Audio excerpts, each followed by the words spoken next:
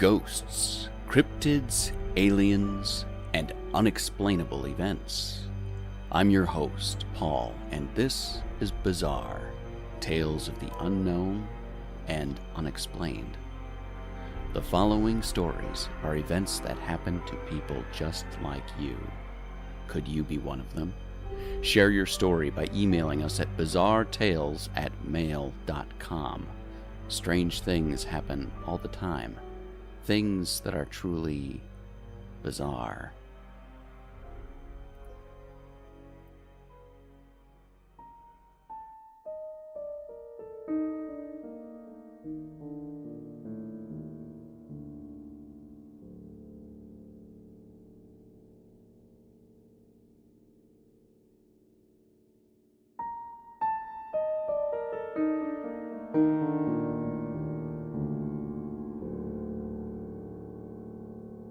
From Anonymous. I'm a homebody. I don't go very far, and I live in a little town where everybody knows everybody. I know pretty much all the folks in town, and they pretty much all know me.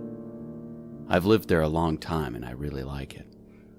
Nothing much goes on, and that's fine by everyone. About 3 years ago, I went with my cousin on a trip to Alaska for a week. He had to talk me into it, but I'm glad he did. It was a heck of an experience. We flew up, did some fishing and hiking, took lots of pictures, and hung out in Anchorage. I had a blast. Expensive, but totally worth it. I'd do it again if it wasn't for what happened afterward. Our return flight touched down about an hour from where I live. I'd arranged for my neighbor to come pick me up at the airport when I returned. I'd left my car at home because I just didn't feel comfortable leaving it in the airport parking lot where who knows what could happen to it. My neighbor wasn't there, so I shot him a text saying I'd arrived. He didn't respond. I called him. His phone was off. It was almost 10 at night, so I guessed he'd flaked and gone to bed. Needless to say, I was a little annoyed. I was exhausted and irritable and just wanted to get home, for crying out loud. I tried him a couple more times, but no luck. Finally, I ended up calling a taxi to get me home. The distance and the hour added up to quite the fare, as you can imagine. That didn't help my mood at all. When I got home, I took a shower and went straight to bed.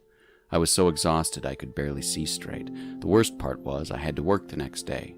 I had to be up in 4 hours to be on time. I got up and went to work, all groggy and grumpy. I work for a construction company and had to be on the job at 6 to have the site ready to go by 7. I just shuffled around, pulling stuff together, still annoyed at my neighbor. Man, I was going to make sure he knew what he'd done, or hadn't done. The first 3 guys showed up in the company pickup. They pulled onto the site and stopped. I waved good morning, but they didn't wave back. They just sat in the pickup and stared at me. I stopped working and watched them stare. They took a long time finally getting around to getting out of the truck. One of them yelled to me, "Is that really you?" I thought they were joking about me being away for so long or something, so I fired back with some snarky comment. One of the others, the driver, said, "Dude, we thought you were dead." Again, I thought they were ribbing. When they got close, I saw how serious they were. They weren't kidding. They were for real. They were staring at me with surprise. I said, "What are you guys talking about? I just went for a trip to Alaska." "We know that," he said. "But you died in a plane crash up there. At least that's what we heard." "You're nuts," I said. "There wasn't any plane crash." As more guys showed up to work, they all were stunned I was there. Every single one of them thought I'd died in a plane crash in Alaska. I asked them where they'd heard it, and what was really weird was that none of them could tell me. They just all knew, like it was a shared memory, only it never happened. Later, I got a call from my neighbor, the one who was supposed to pick me up at the airport. He was shocked and relieved to learn I was still alive. He'd thought I was dead too. That's why he hadn't come to get me. Throughout the week, I encountered more and more people who thought I'd died. They were all happy to see me walking around, but they all swore up and down that they'd heard, from somewhere, that I was dead. There's a sweet old lady I help out now and then a couple of blocks from me. When she saw me, she hugged me and cried as if I'd returned to her from the dead. As far as she was concerned, I had. Long story short, literally everyone in town thought I'd died in a plane crash somewhere in or near Alaska. My parents, who live a few towns away, had never heard such a thing. My siblings hadn't either. But everyone in my town were all convinced I'd met an untimely end. Usually a rumor can be traced to a source, but few people had heard it from someone else. Some swore they'd seen it on the news or read it in the paper. Some thought they'd seen something on the internet. But nobody could show me the news clip, newspaper article, or website they'd learned it from. This was something other than a rumor. It was just as if everyone had all woken up one day believing I was dead.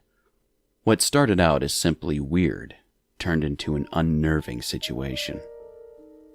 I've since learned about this thing called the Mandela effect, where a large number of people honestly believe something happened or has always been, but it never really has. Maybe something like that happened. Maybe there was some kind of time slip, or the town dipped into an alternate dimension in which I really did die in a plane crash. Maybe in some other universe my body is lying on a mountainside amid a smoldering pile of wreckage.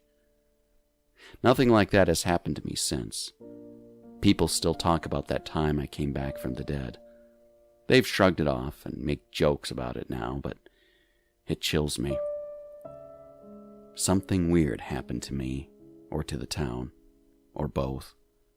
Either way, I don't like it, and I hope it never happens again.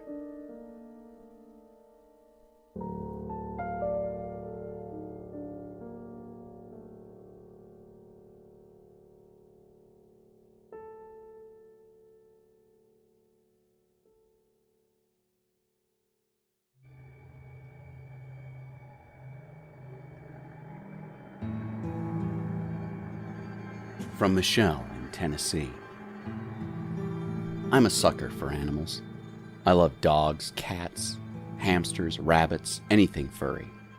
My mom has said I'll adopt any animal that isn't nailed down, and it's not entirely inaccurate. I was constantly bringing animals home when I was a kid, and my parents were always telling me I couldn't keep this or that animal. But then I grew up, moved out, and got my own place. Within a year, I had 2 dogs, a parakeet, and a ferret. I admittedly went a little overboard, but I loved every single one of them. I live in a little house on the edge of town, with woods in the back that make it feel like I'm in the middle of nowhere. One day I came home and found a white cat sitting on my front step, just sitting there like he owned the place. When I walked up to him, he stood up as if he'd been expecting me. He was gorgeous. He had 1 green eye and 1 blue eye, which I thought was the coolest thing ever. He purred and bumped up against my hand when I petted him. When I opened my door and entered, he stood on the threshold looking inside. I said, "Come on, kitty," and he walked in. The first thing I noticed was that the dogs steered way clear of him. They gave him sideways looks and just skirted around him like they were afraid he was going to lash out. That was strange. But when my ferret refused to come out of his cage and my parakeet went nuts, I thought it was really odd. The cat wasn't acting threatening or anything, but he strutted around as if he were lord of the castle. I put an ad on Craigslist and talked to the neighbors, but nobody claimed the cat. None of them had ever seen him before. I named him Gumball. He quickly claimed a pillow on my futon that used to belong to one of my dogs. I tried to offer him a different pillow, but he didn't want it. I found later that the dogs didn't want to touch that pillow from then on, even when he wasn't using it. I just brushed it off as the dogs being jealous of the newcomer. He behaved just like any normal cat. He was very bold right from the start. He liked to sit in my lap and be petted and eat tuna, just like you'd expect. He didn't play much. Sometimes he'd sit on my counter and look out the window, but mostly he would lie on his pillow and watch me or the other animals. I was okay with that. At least he wasn't a troublemaker. He pretty much kept to himself. When I went to bed that night, I called the dogs. Usually, they slept in my room on a cushion at the foot of my bed. They started to follow me, but Gumball walked in ahead of them, and they both stopped dead in their tracks. They didn't want to go in with Gumball in there. I felt sorry for them. There was no reason why the new cat should take over their nightly routine, and I didn't want to let that happen. So I tried to coax Gumball out. He ignored me and hopped onto my bed, so I went to pick him up and carry him out, but as soon as I reached for him, he growled. That was the first time he was ever hostile toward me. I sweet-talked him a little and reached for him, but he hissed and swatted at my hand. That kind of freaked me out, but it made me mad, too. This cat was acting like it called the shots around here. I grabbed a pillow and tried to push him off the bed. This time, Gumball attacked the pillow. He went nuts. He howled and hissed and spat and ripped up the pillowcase with his claws. That was enough for me. I took a spare blanket and pillow out of my closet and slept on the futon in the living room. I closed the door and locked him in my room, figuring I'd deal with him in the morning. Early the next morning, I woke up to my parakeet going crazy. When I opened my eyes, the first thing I saw was Gumball sitting in the middle of the living room floor, purring away and staring at me with those green and blue eyes. For the first time, his eyes creeped me out. And how had he gotten out of my room? I got up to check and found my bedroom door standing wide open. There was no way a cat could open that door. He just sat and watched me while I ate breakfast and got ready for work. I didn't like the idea of leaving Gumball alone with the other animals, so I opened the door and tried to shoo him out. He just growled at me. My ferret hadn't left his cage from the previous evening, and the dog still stayed well away from him. I had a really bad feeling about leaving this psycho cat alone with my pets, and I know they didn't like the idea either. I called my boyfriend, and he came over to see what he could do. Gumball wouldn't let him touch him either, so my boyfriend got a big Rubbermaid storage tub out of the garage and tried to trap the cat under it. He eased up to Gumball. Gumball seemed unsure about what was going on until my boyfriend brought it down and caught him inside. He went insane. I've never heard shrieks and screams from a cat like the ones that came out of that tub. Claws ripped around inside the plastic as if he'd turned into an out-of-control blender.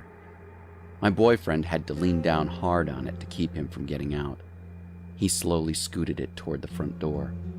Once he got outside, he told me to close the door. As soon as I did so, he let go of the tub and got far away from it. Gumball came streaking out like a bullet and disappeared around the house. I hurried to the back window to see where he'd go, but I lost him. I assumed he went into the woods or something. Either way, I was just happy he was gone. I went to work and got to tell my coworkers about my crazy cat experience. I was able to laugh about it now that it was over. Thank God for my boyfriend, or I don't know what I would have done. That evening, after I got home, I took a shower right away. While I was stepping out of the shower, I heard my parakeet going crazy again. I stuck my head out the bathroom door to see what was wrong. I know you're already guessing what I saw. Yep, that freak cat Gumball sitting in my living room. I think I let out a little scream. Getting out of my bedroom was one thing, but getting into my house was something else entirely. How on earth had he managed to pull that off? I went around and checked the door and all the windows, but none of them were open. Meanwhile, my dogs were slinking along close to me. They were scared to death of Gumball, and frankly, so was I. I needed him out of my house, and I needed him to stay out. I called animal control, and they sent a guy out to get him. It was a real adventure capturing him. But when we did, he was in a cage, going absolutely insane. The guy was amazed. He'd never seen anything like it. He even asked if Gumball had scratched or bitten me or any of my other pets. He was worried about rabies. I said no, and he said they were likely going to put Gumball down right away. Usually that kind of talk makes me sad, but this time I was totally okay with it. The dogs got to sleep in my room that night, and it was great. The next morning, while I was driving to work, I caught a glimpse of white out of the corner of my eye. I did a double take and saw a white cat slinking into some weeds. I wrote it off as either my imagination or overactive nerves. Still, it was enough to make me nervous about going home. Gumball was nowhere in sight when I got home, so I ate supper, talked on the phone with my boyfriend for a while, watched a movie, and then went to bed. I woke up in the middle of the night. It was black. I mean, pitch black. I lay there for a little while, drifting back to sleep, when I felt a weight suddenly appear on my bed. It wasn't either of the dogs, because I don't let them on the bed. I felt it move up to me, then little feet stepped on my thigh. I knew exactly what that was. Cat feet. 4 of them. They silently moved up my body step by step until they stopped on my chest. I heard purring. I threw my covers off, jumped out of bed, and turned on the light. There was Gumball on my bed, purring away. His green and blue eyes were riveted on me. I screamed at him, "What do you want? Get out of my house! Leave me alone!" Of course, Gumball just looked at me with that ungodly purr. I grabbed my phone and left the bedroom, shutting the door again. I called my boyfriend and begged him to come over and do something with this cat. He said he'd be right over. I checked on the animals. The dogs were on the futon. The ferret was in his cage. Then I realized the parakeet was strangely quiet. I checked on her. She was dead in her cage. No blood, no feathers, just lying on her back on the bottom of the cage. Dead. I freaked out. I grabbed the ferret's cage, rounded up the dogs, and sat with them in my car until my boyfriend showed up. When he arrived, he had a .22 caliber rifle. He was going to get rid of the animal terrorizing his girlfriend once and for all. He told me to stay in the car and wait for him, and then he went inside. I rolled my window down a little so I could listen. I heard my boyfriend shout, and then a few minutes later I heard his rifle crack a couple of times.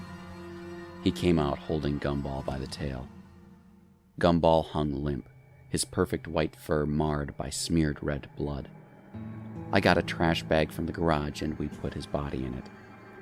My boyfriend tossed it into the back of his pickup and helped me clean the mess. He'd shot Gumball in my laundry room, so cleanup on the vinyl floor was easy. By the time we got done, it was 2 a.m. It's been pretty quiet around here ever since, but once in a while my dogs will cower at nothing and hide, and my ferret will dart into his cage and not come out for a while. I don't know how many times I've thought I've seen a glimpse of white out of the corner of my eye, at home, at work, at the store, and it makes me nervous. Sometimes I'll dream of 2 eyes, one green, one blue, staring at me from the dark, and Gumball's purr will rumble in my ears. Not long ago, my boyfriend admitted to me that when he left my place that night, he checked in the bed of his truck, and the trash bag holding Gumball's body had disappeared. So had Gumball's body. He hadn't wanted to tell me because he didn't want me to be upset. That, plus these little things happening almost every day, has me nervous. I'm half expecting to come home one day to find Gumball purring in my living room again.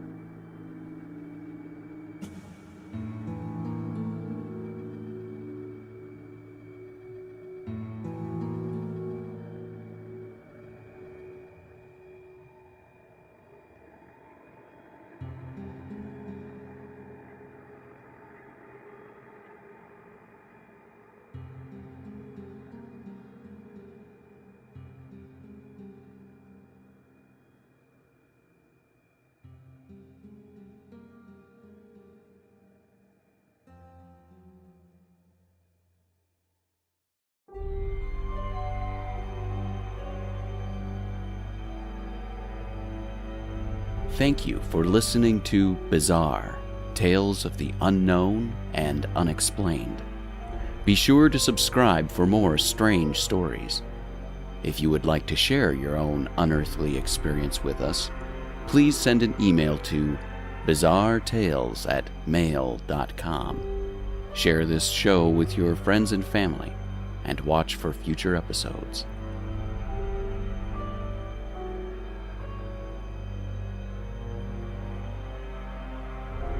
All content is copyrighted and can only be used with permission.